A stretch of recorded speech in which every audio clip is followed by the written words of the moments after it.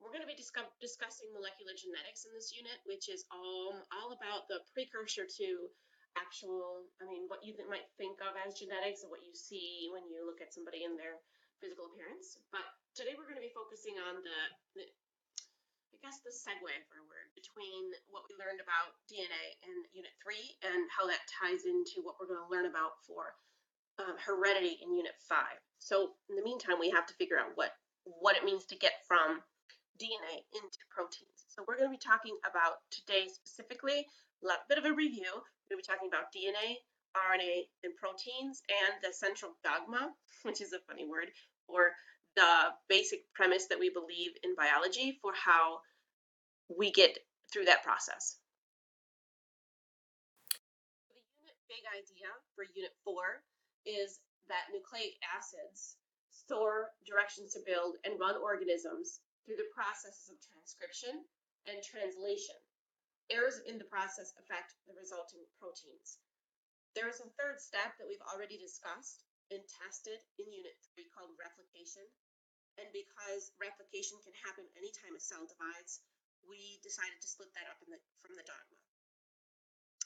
Learning targets to focus on what we're going to get to today are able to describe the process of DNA transcription, RNA, and to apply the base pairing rules to explain how to copy DNA into mRNA. So I know there's some terms on here you might not be familiar with, right? Transcription, mRNA. And you're probably going to say, well, this is back in alley. We already know the base pairing rules. It changed. We've got a new player, and that's RNA, and so now we have to figure out how that affects the base pairing rules. So transcription, first of all, I'm going to turn my here. We don't need that anymore. So first of all, transcription takes place in the nucleus, and the nucleus is important for us to remember that before a cell divides, that nucleus is intact. That's where all the DNA condenses into chromosomes, and then when a cell's about to divide, remember that nucleus dissolves. So DNA is where the nucleus is where DNA is stored. So it's easy to have DNA copied into mRNA there. I want you to think about DNA like, I want you to think about the nucleus like the library. If you need to do a research project to get instructions on how to do something, you've got to go to the library. Well, before we had the Google machine. You would go to the library and you would have to open up an encyclopedia, find the information you want, and copy that if you wanted to take that paper with you for your future reference. So that process of taking the original and making a copy is transcription. There's another way that you can make an analogy in terms of a profession. There are people who take doctor's notes from your office visits at the doctor's office, and doctors speak in a higher level of scientific jargon that might be hard to digest for us people who just are suffering with the condition. So there are people who will take that language and transcribe it into layman's terms for us to be able to read the care instructions when we go home. So transcription is a process that a transcriptionist would do for a doctor, or there are also legal professions that need those because lawyers have the same kind of speak, just not scientific. Anyway, I'm just trying to give you an analogy to use in real life to understand what transcription is. When mRNA is finished being copied, then it's allowed to leave the nucleus.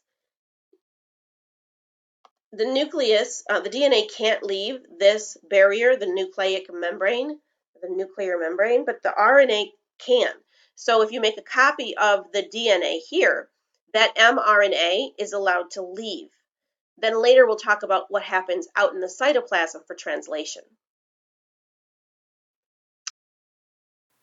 All right, so we discussed replication, the first part, sort of, but we did that when we were just talking about how cells divide. Now we're going to talk about how that genetic information gets its way out to the rest of the process. So in order to do that, we're going to take a minute and compare replication, we already discussed, with transcription, the next step we're going to learn. Both processes make copies of the DNA. So both replication and transcription are going to make a copy from DNA. But the difference is that in replication, DNA is copied to make another copy of DNA, Whereas in transcription, it's DNA into RNA. And that's because later we're going to use it in translation for making proteins, protein synthesis. So if you remember this image, at some point I gave you that, I think. And you have your key players. Here's DNA polymerase. That's an enzyme you needed to know. Well, guess what? RNA polymerase is the enzyme that's building the RNA in transcription. So same concept, polymerase. Polymer, a macromolecule. ACE is an enzyme, and you're making the macromolecule RNA. And so you're still going to have helicase to unwind the DNA. But maybe you could take a minute here and think, what is the big difference that you see between the end product in transcription versus replication?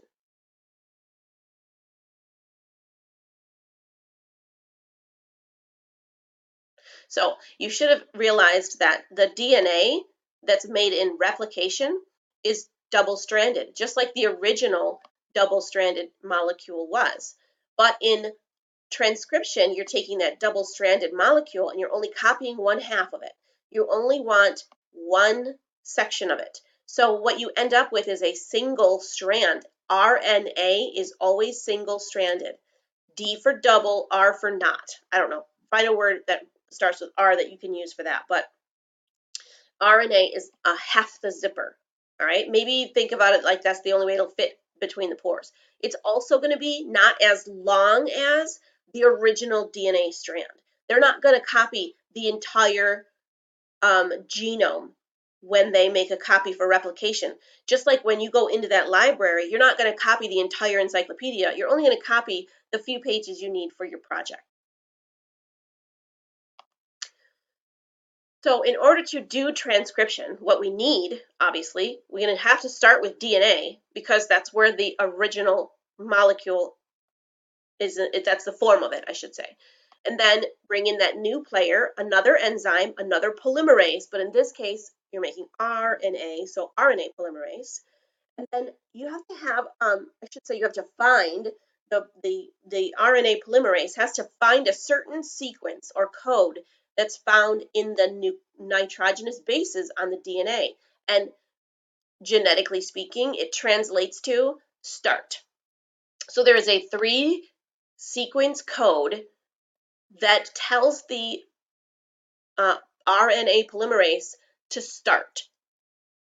Alrighty, so what happens is, let's say it's AT, actually it would have been, transcribing from this direction, would have been GT, GTA, there you go, GTA, something like that, because that's where it would have started, and it's being made in this direction. All right, well, you don't need to know which direction it's happening. What you only need to know is there's a sequence that you have to find called a start sequence. The RNA uses that to bring in new nucleotides. The major difference, the other major difference that I need you to see here is within these base pairs. Here you're having in DNA A bonding, adenine bonding to thymine, guanine binding to cytosine. Well, half of that's going to stay the same, except when you look at the RNA, what you should see that's missing is thymine. There's no thymine in an RNA strand. The thymine is replaced with uracil. Sorry, it's not my rule. You just have to remember it. And that's another way you can tell the difference. If you look at a strand of a nucleic acid polymer and you don't see thymine, nucleic acid, or nucleotides, then you know you're looking at RNA. So A binds to uracil instead of A binding to thymine. The steps we take for transcription are here. I'm going to leave a lot of this blank because we're going to review this, but you're going to have to know that this enzyme here is, this enzyme here is RNA polymerase. Okay, that's what you see here. That it takes place in the cytoplasm. So this is a picture of a cell. What you may not see here is that the nucleus is here. So this takes place in the nucleus, all right?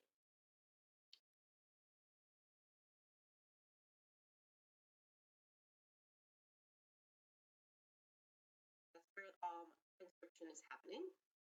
And the end result here is a single strand for RNA. And that, for this part here, remember that thymine is replaced with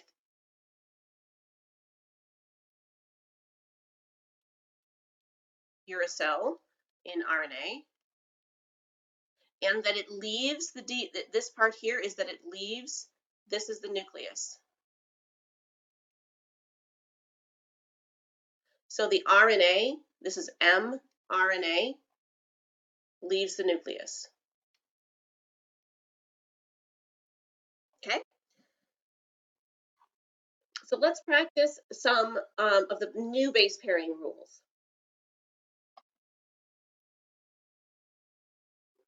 All right, so what you've got to do here is we've got a strand of DNA, and the RNA polymerase is base pairing to make mRNA. I'm going to tell you why we call it mRNA here in just a second. So what would bond with, what just happened? All right, so what would bond with thymine in RNA? Remember, thymine is replaced with uracil. So the same, this still going to bond to adenine. Okay, C to G still applies. So this is G, this is C. Now here we go. Instead of a T for thymine, you're going to add a uracil, and then that's guanine, and then that's adenine, because adenine still shows up. So CC, U instead of thymine, A, G, C. And that would be your mRNA strand. This is the mRNA strand, just this part of what you've created. For example, like I said before, it's not going to go on. It stops at some point. Another codon. All right, what I'd like us to do is pick out some terms that we can identify from this lesson that we might find useful to study for the test. So I will give you a few of them. If there's any more that you think of, then you can add to that, because, you know, we're a team as usual.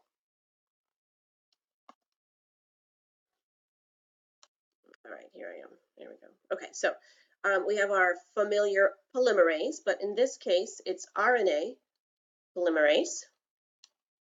It's still a builder of a macromolecule, but in this case, we're building RNA, not DNA. We also have the term transcription, but you may want to look up the word transcribe instead, since that's the root of that word. And then I'm going to ask you to find the word uracil. And remember, we're changing the rules for that. That's why we care about that word. I think that we're going to leave it there for now, unless you can come up with any other ones. I will see you in, oh, wait. Yeah, we have to talk about how you're feeling about the learning targets. So obviously you can't put your laser pointer on here. This is something you're going to have to think about for yourself. But first of all, I want you to describe, I want you to think about how you feel about describing the process of transcription. Remember, so that's DNA to RNA, and then you leave the nucleus. That's all it is. And then apply the base pairing rules to explain how to copy DNA. And that just means, remember, thymine is now uracil when you make an RNA molecule. All right, be prepared to practice this when you come into class. I'll see you then.